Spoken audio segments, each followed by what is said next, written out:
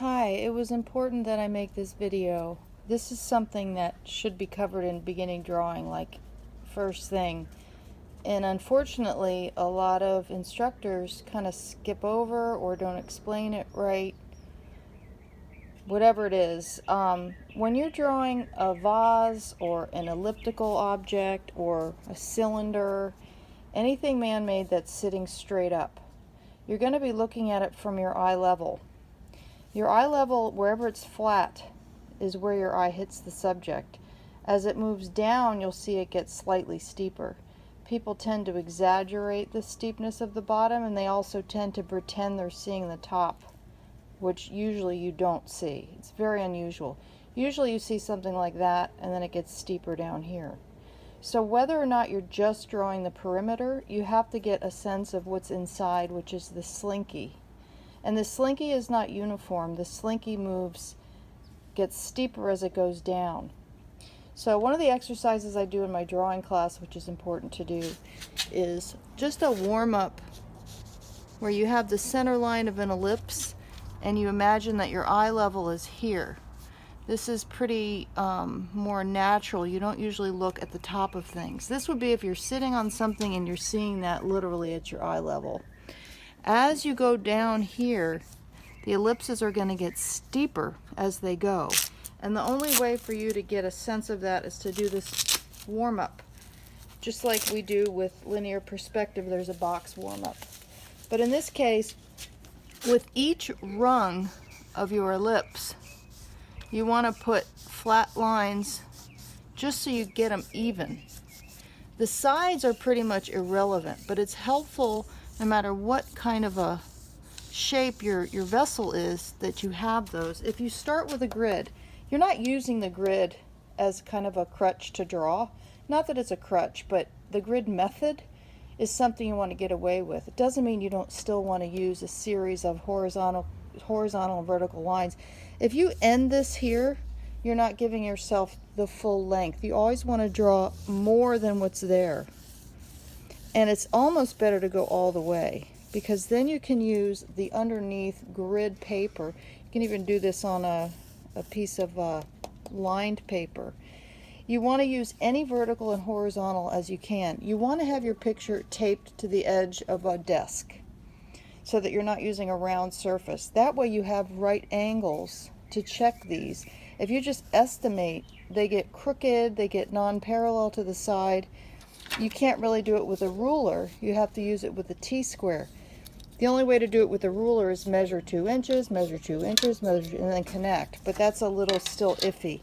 But if you've got these lines and grids going both ways, it's simply a guide for your gesture drawing. It doesn't mean you're using the grid to draw. You're using the grid to make sure you're not leaning over or doing these marks this way instead of this way. But we always want to draw gesturally when you do the actual drawing.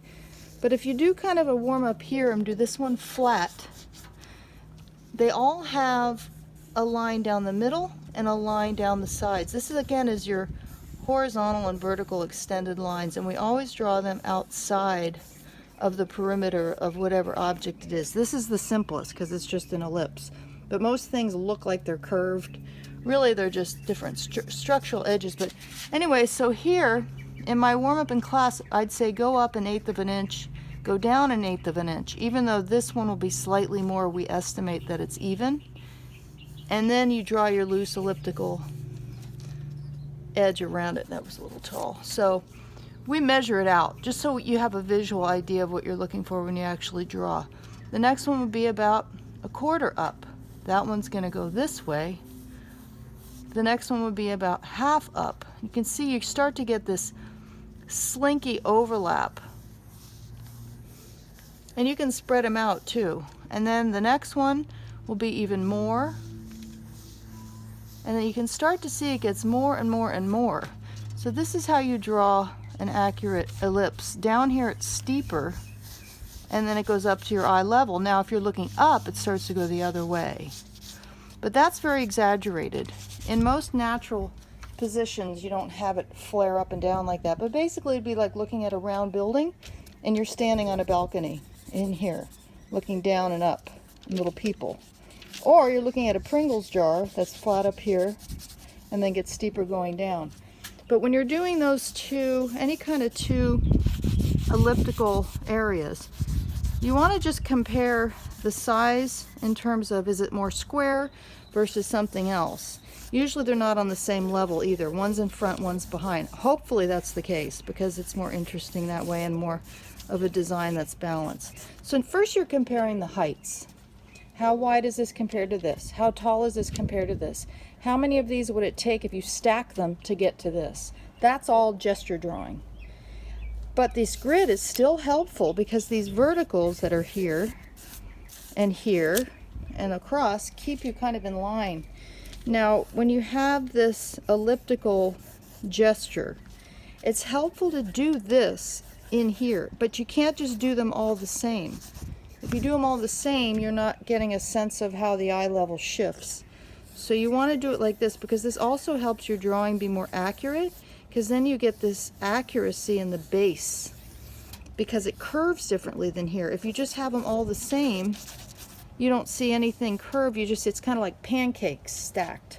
But this is more of a slinky, where you're looking down, maybe you see the top a little, but it's a sliver.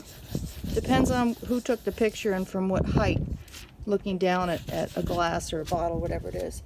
Once you have this structure and you have this sense of the steepness, now you can actually start seeing how this might vary. It might have an edge that goes in, and it's another opportunity to use an extended line.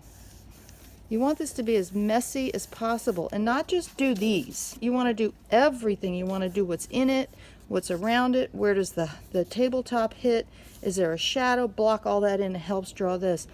But when you do this, you don't want to draw it like a curve, because then you end up with a weird thing like that and it's uneven. We're still using mathematical structure. You can even use a triangle and figure out these angles. So maybe the cup goes in, down, and then maybe it goes this way. But basically you never use curves. You can always curve everything at the end, but once the structure's gone, it's just doesn't look right. So keep going back to that messy elliptical gesture. Make sure everything's symmetrical. Use the grid in the back, because if you just go like this, then you're not taking advantage of that grid, but that's why we have that there. So even a lined piece of paper, and then now you have your ellipse.